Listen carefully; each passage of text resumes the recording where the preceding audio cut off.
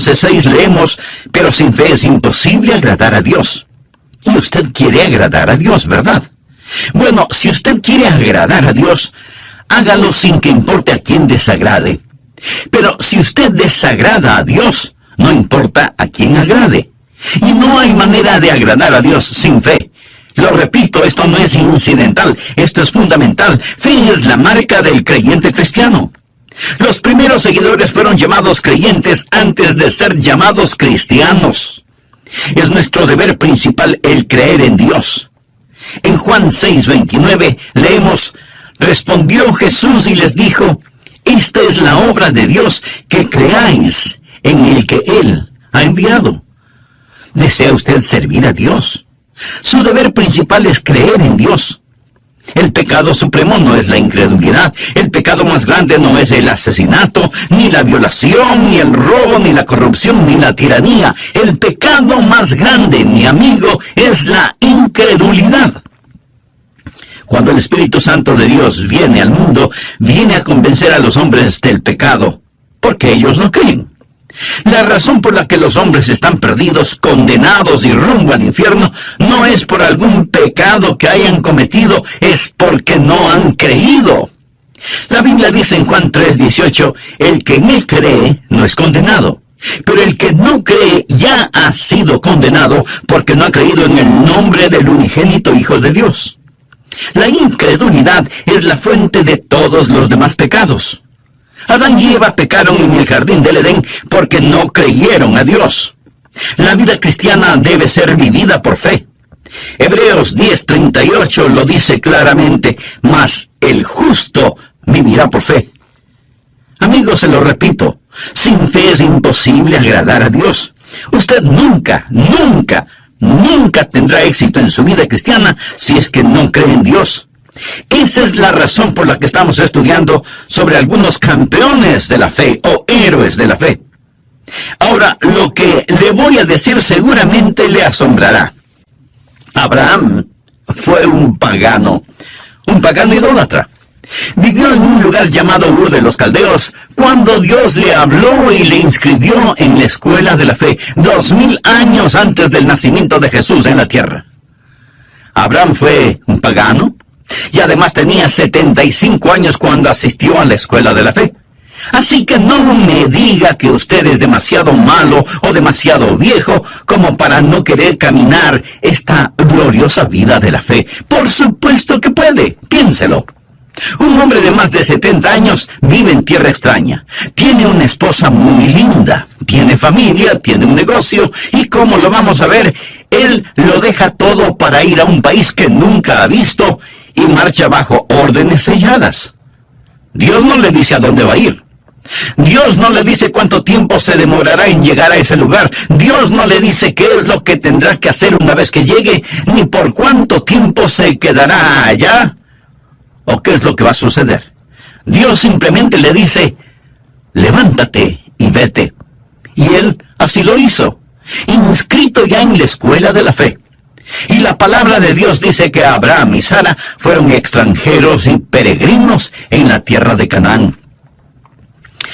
Lo mismo que nosotros. Note que Abraham no fue un fugitivo.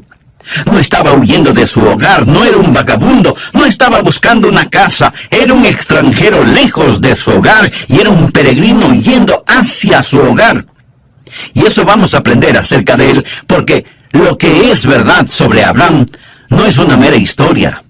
Ha sido escrita para nuestro beneficio.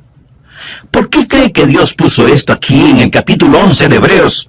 Si no fuera para que sirva de inspiración y sea una herramienta informativa para que nosotros podamos usarla. Quiero que aprenda 6 poderosos principios y oro para que el Espíritu Santo de Dios los inscriba en su corazón. Vienen directamente de las páginas de las Escrituras para ayudarle a que tenga una fe dinámica que traerá el cielo a su alma. Espero que usted esté listo mental y espiritualmente. El primer principio es un principio auditivo. Debemos escuchar a Dios. Leamos Hebreos 11:8. Por la fe Abraham, siendo llamado, obedeció para salir al lugar que había de recibir como herencia, y salió sin saber a dónde iba. Siendo llamado es una frase operativa, o sea que oyó la voz de Dios, fue llamado. Recuerda lo que dice Romanos 10:17. Así que la fe es por el oír, y el oír por la palabra de Dios. Es un principio auditivo. Usted debe escuchar a Dios. Si leemos la historia de Abraham en el capítulo 12 de Génesis, vamos a encontrar que Dios le habló a Abraham en forma personal. Leamos los 3 primeros versículos. Pero Jehová había dicho a Abraham: vete de tu casa y de tu parentela y de la casa de tu padre a la tierra que te mostraré. Y haré de ti una nación grande, y te bendeciré, y engrandeceré tu nombre, y serás bendición. Bendeciré a los que te bendijeren, y a los que te maldijeren maldeciré. Y serán benditas en ti todas las familias de la tierra. Abraham oyó la voz de Dios, quien le dijo que le mostraría la tierra a la cual debería ir, que haría de él una nación grande, que bendeciría a los que le bendijeren, y que maldeciría a quienes le maldijeren. La raíz de la fe es el escuchar la voz de Dios. Esto lo establece Génesis 12. Pero en el capítulo 11 de Génesis encontramos algo que es un verdadero contrasentido. Encontramos a un pueblo tratando de construir una gigantesca torre que llegue hasta el cielo.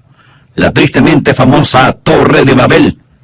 Quiero que note la diferencia entre Génesis 11 del 1 al 4 y Génesis 12 del 1 al 3. Leamos Génesis 11, los primeros 4 versículos. Tenía entonces toda la tierra una sola lengua y unas mismas palabras. Y aconteció que cuando salieron de oriente hallaron una llanura en la tierra de Sinar. De paso le informo que Sinar es Babilonia y Babilonia es Irak. Y se establecieron allí. Y se dijeron unos a otros: vamos, hagamos ladrillo y cozámoslo con fuego. Y les sirvió el ladrillo en lugar de piedra y el asfalto en lugar de mezcla. Y dijeron: vamos, edifiquémonos una ciudad y una torre cuya cúspide llegue al cielo, y hagámonos un nombre, por si fuéremos esparcidos sobre la faz de la tierra. Ahora comparemos eso con Génesis 12. En los 3 primeros versículos, Dios dice varias veces lo que Él hará, y le dice a Abraham: te llevaré a un lugar especial, te bendeciré, haré de ti una nación grande. En Génesis 11, el hombre dice: hagamos esto y hagamos aquello.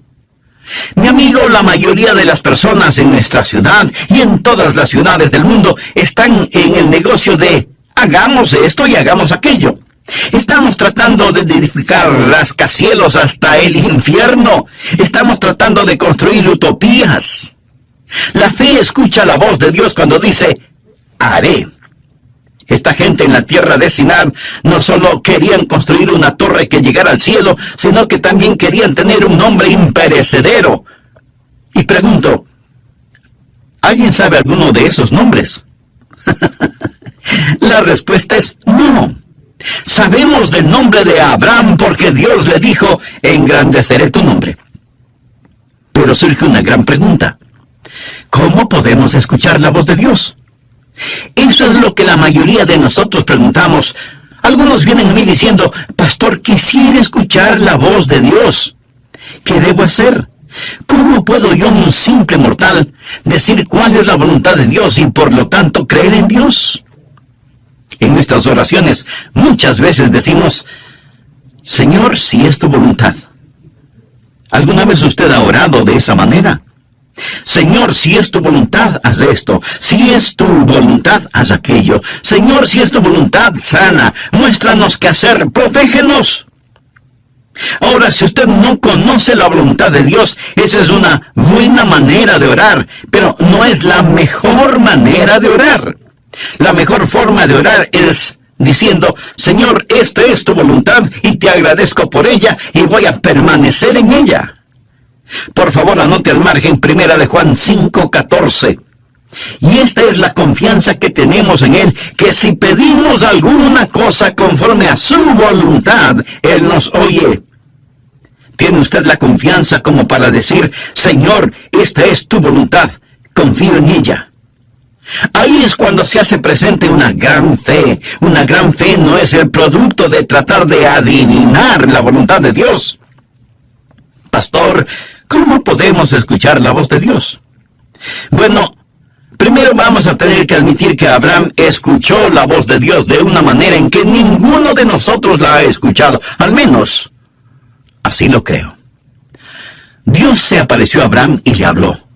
Se le apareció como el ángel de Jehová. Note lo que dice Génesis 12:7. Y apareció Jehová a Abraham, así se llamaba entonces, y le dijo: a tu descendencia daré esta tierra.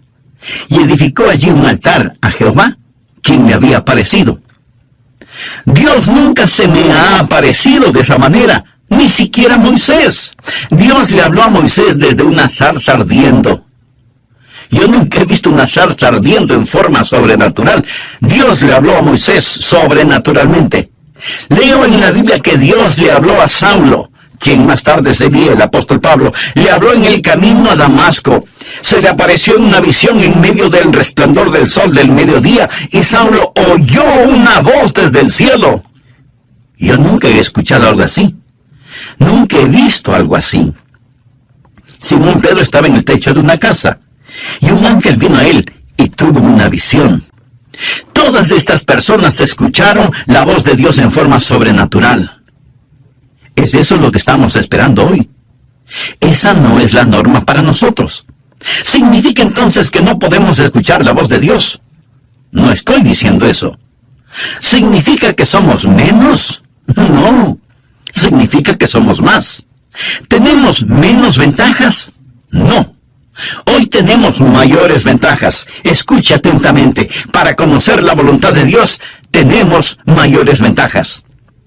Busque Hebreos 1, versículos 1 y 2.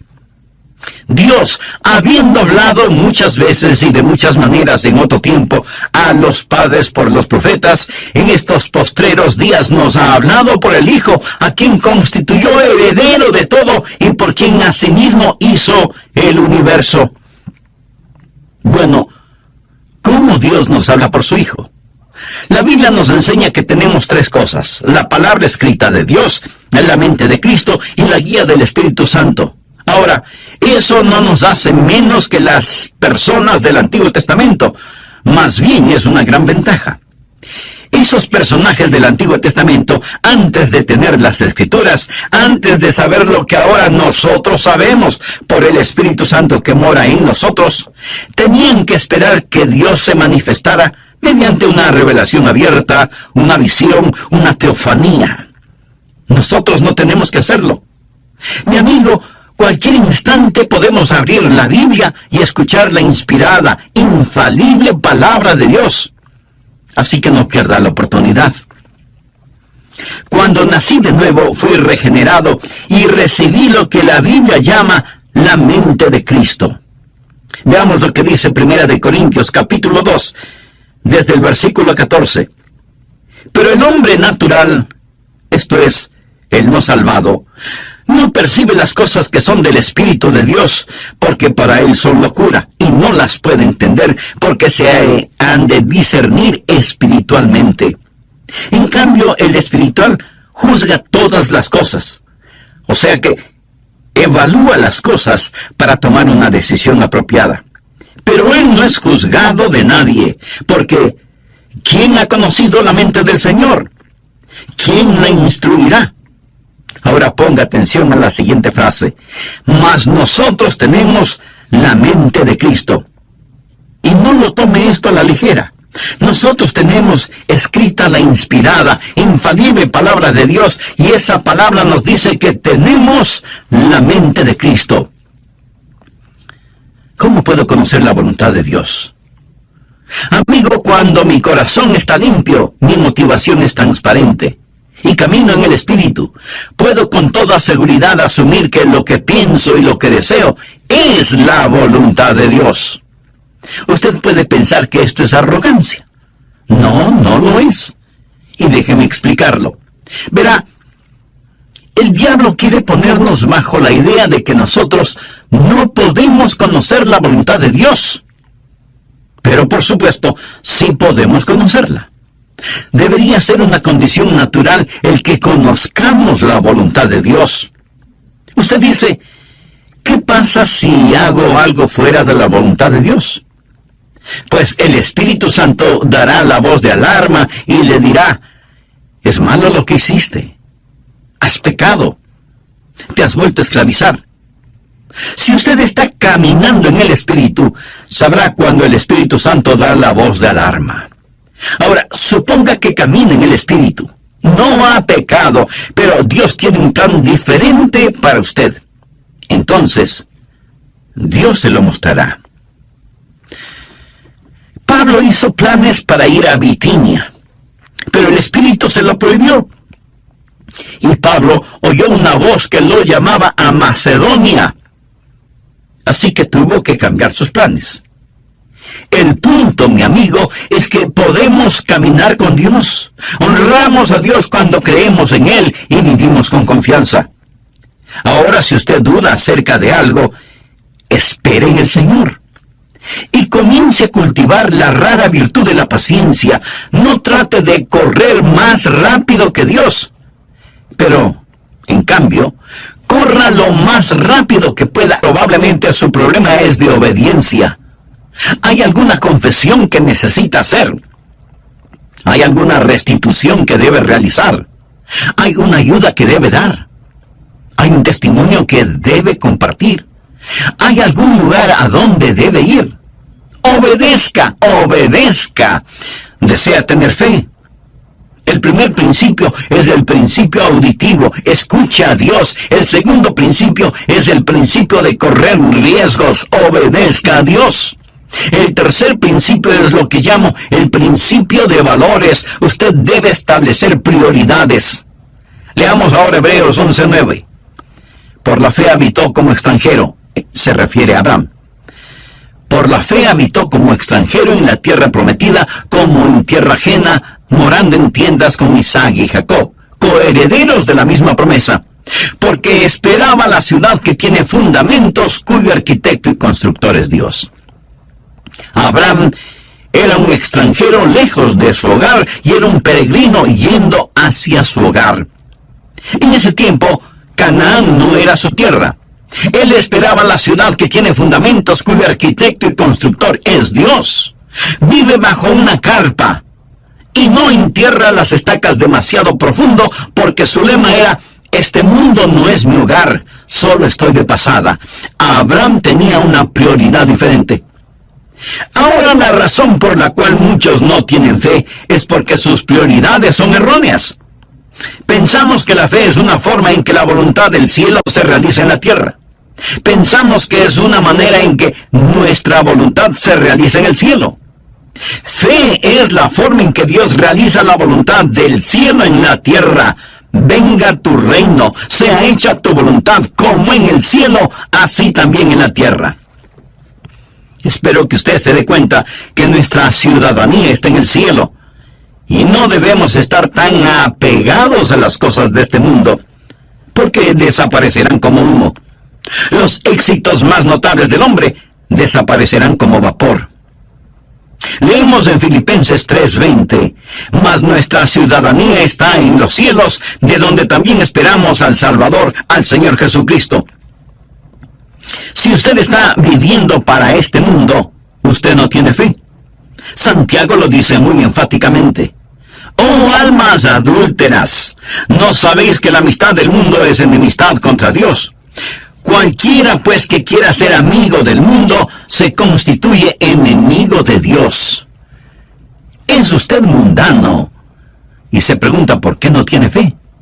¿Piensa que Dios va a otorgar fe a sus enemigos? Abraham no fue un amigo del mundo. Cuando usted se vuelve amigo del mundo, entonces usted comienza a vivir mundanalmente. Veamos lo que dice Primera de Juan 2, desde el versículo 15. No améis al mundo, ni las cosas que están en el mundo. Si alguno ama al mundo, el amor del Padre no está en él. Porque todo lo que hay en el mundo, los deseos de la carne, los deseos de los ojos y la vanagloria de la vida, no proviene del Padre, sino del mundo. Y el mundo pasa y sus deseos. Pero el que hace la voluntad de Dios permanece para siempre. Recuerde que la fe viene por la voluntad de Dios. Piense en eso. Cuando usted se vuelve amigo del mundo y comienza a amar las cosas del mundo, ¿qué es lo que sucede? Que usted se va a amoldar a las cosas del mundo. Leamos Romanos 12:2. No os conforméis. Quiere decir que no debemos dejarnos manipular ni amoldar. No os conforméis a este siglo, sino transformaos por medio de la renovación de vuestro entendimiento, para que comprobéis cuál sea la buena voluntad de Dios, agradable y perfecta. Recuerda lo que dije, que usted necesita la mente de Cristo para conocer la voluntad de Dios. Pero si este mundo le está apretando, amoldando por medio de la televisión, la música, las modas, las finanzas, etc., y usted se lo permite, no es de extrañarse que usted no tenga la mente de Cristo, ni entienda la voluntad de Dios para su vida. Y todo comienza con una amistad con el mundo, que se transforma en amor por las cosas del mundo, luego en identificación con las cosas del mundo, para terminar siendo condenado con el mundo. Primera de Corintios 11:32 dice: mas siendo juzgados, somos castigados por el Señor, para que no seamos condenados con el mundo. Hay buenas ilustraciones sobre esto. Abraham tenía con él un sobrino llamado Lot, quien seguía a Abraham. La Biblia nos dice que Abraham vivía en una carpa y que Lot armó la suya, pero con la vista hacia Sodoma, moviéndose hacia el mundo. Su esposa llegó a ser parte de la clase social alta en Sodoma, y sus hijas seguramente fueron cachiporreras en el colegio de Sodoma. Lot se volvió un hombre de negocios y seguramente llegó a ser un importante concejal de la ciudad de Sodoma. Pero cuando el juicio de Dios cayó sobre Sodoma, Lot lo perdió absolutamente todo. En la actualidad se oye mucho acerca de la separación de la iglesia y el Estado. ¿Sabe que el mensaje que necesita ser predicado hoy, más que nunca, es la separación de la iglesia y el mundo? La palabra de Dios es enfática en señalar que los hijos de Dios estamos en el mundo, pero no somos del mundo. Cuando miro a los creyentes promedio hoy en día, con tristeza tengo que admitir que se parecen, se visten, hablan, fuman, beben, ven las mismas películas, van a los mismos espectáculos, escuchan la misma música que los inconversos. O sea, siguen amando las cosas del mundo. Mi amigo, los hijos de Dios debemos ser diferentes. Si a usted lo llevaran preso por ser un creyente, tendrían suficientes evidencias como para condenarlo. Debemos ser diferentes. Quisiera hacerle unas preguntas muy personales. ¿Cuáles son sus metas? Tal vez quiere tener suficiente dinero para su retiro, comprar una bonita casa y poder gozar de una vida tranquila y sin preocupaciones emocionales o financieras. ¿Cuál es la meta que tiene para sus hijos? ¿Desea que ellos sean famosos y alcancen notable éxito en la vida? ¿Cuál es su meta en lo concerniente a su relación espiritual con Dios? ¿Se preocupa de que sus hijos desarrollen un carácter genuinamente cristiano debido al ejemplo que ven en usted? ¿Dejaría su trabajo presente y aceptaría otro menos importante y con menos dinero si eso ayuda al crecimiento espiritual suyo y de su familia? ¿Es su meta solo impresionar a la gente? ¿En compañía de quién preferiría estar? ¿De los ricos, famosos y mundanos?